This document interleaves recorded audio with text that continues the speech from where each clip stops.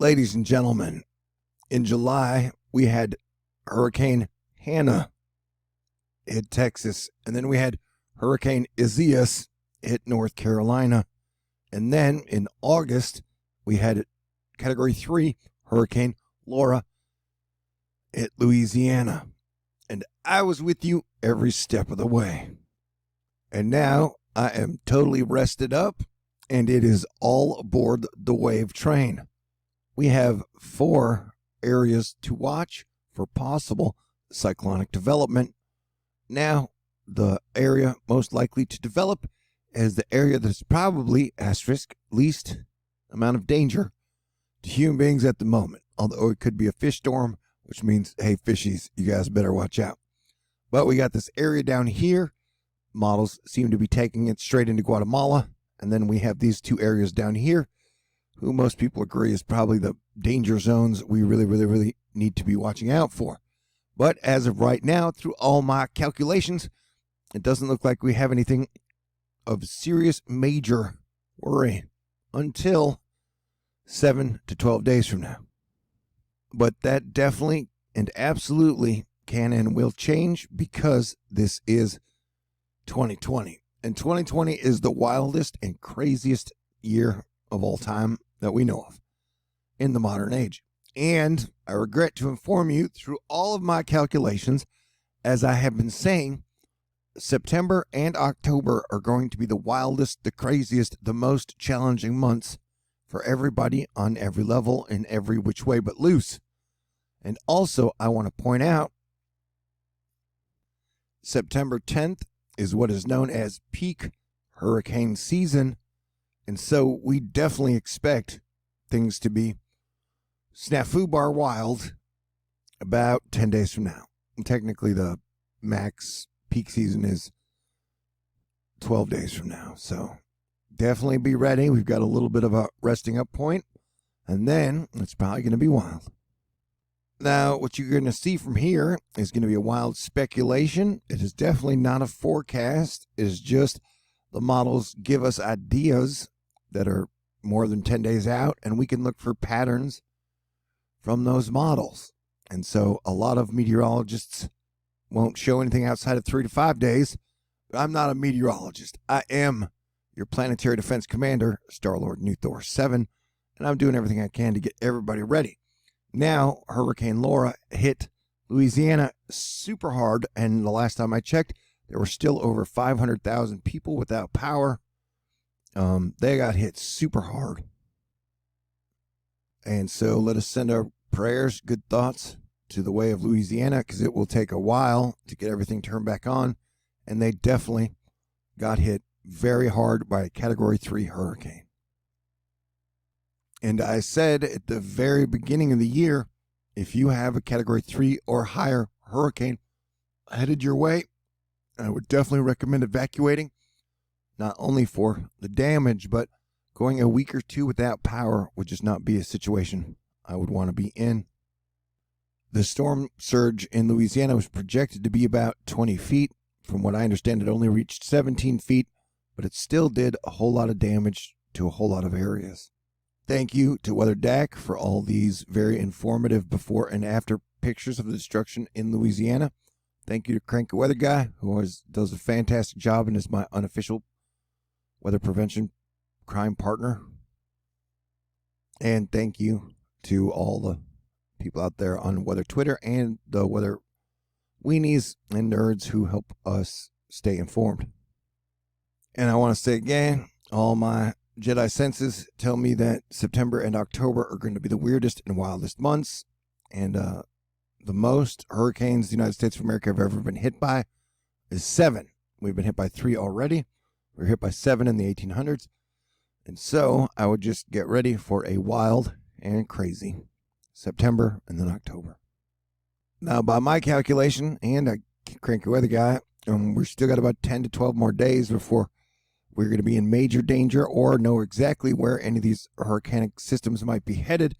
But this is 10 days out of the King Euro. And as you can see here, they've got 3 problem spots that will be there to watch 10 days from now.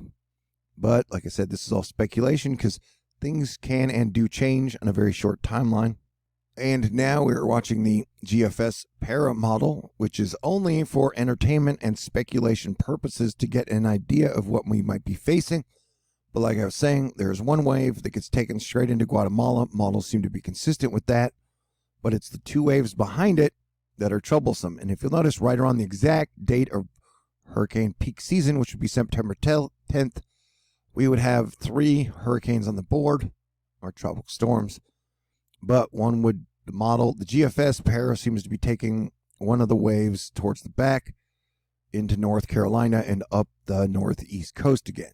Now, this is like 14 days out, so it is just pure speculation, but watching the models again and again and again and again helps give us an idea of what we might be facing. But you can see here we have 4. Now remember, this is 2020. That would be a Category 3 storm straight up into the coast, and then it goes up into Canada, and then it moves out. Now, I'm not saying this is going to happen, but definitely be prepared for some wild September stuff. Pretty please, party people. I definitely think that 2020 has been a brutal year. There have been a lot of heavy losses for mankind and few victories. And it seems like nobody's really going to be paying attention to anything teamwork-wise or outside of the political realm until the election is over, which is sad. I freaking hate politics. There's no bigger waste of time than politics, but hey, I won't get into that. And so, like I said, we were just watching the models, and I will be watching the models. I rested up the last 3 days because the hurricane runs take a lot out of me. I don't sleep much, but now I'm rested, and we'll be ready to go with you guys through September. But, the models are kind of showing one arriving around the 10th that may be a danger to Florida or possibly the Carolinas. But at this point, we don't know. We're just watching.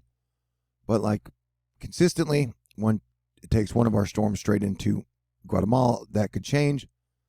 Just something to look out for.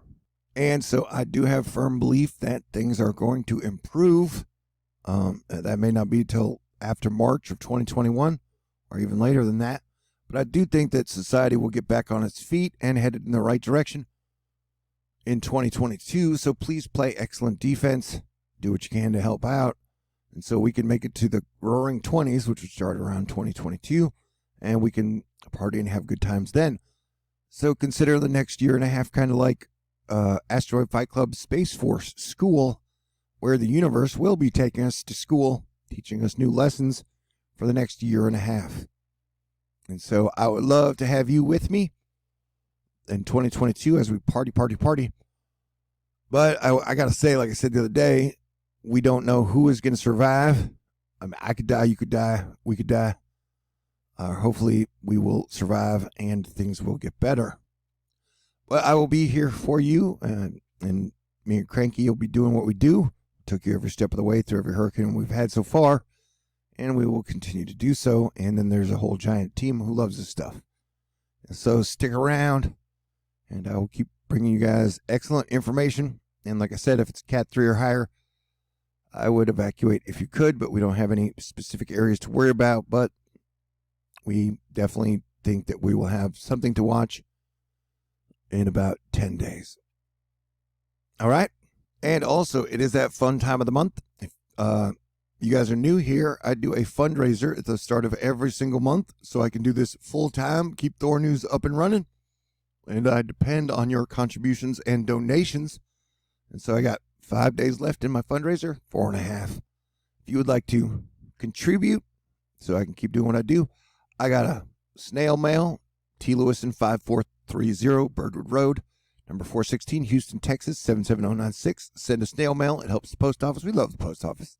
I got a PayPal, a Venmo, a CashApp, a Patron, and I got to thank you to Asteroid Fight Club. You guys have been amazing to me. I've been giving 100% and leaving my heart on the line, on my sleeve, all 2020, doing what I can to help you guys play the best defense, and you guys have been taking great care of me. So I've only got $1,307 left to raise with 4.5 days to go. Super duper thank you to all of Asteroid Fight Club. Thank you to Al, Deanna, Jess, Bill, Cody, Marlene, Leanne, Nova CR, Christine, Rampart, Zeus, Dan, and everybody out there who's helping us all keep it together and stay cool. You guys are amazing. Like I said, it's going to be a rough September and October, but we will make it through together, and I will do what I can to give you guys great information, put a smile on your face when I can, and in those rare moments, inspire you. Okay? God bless everyone. Stay cool. May the force be with us always, and let us live long and prosper together.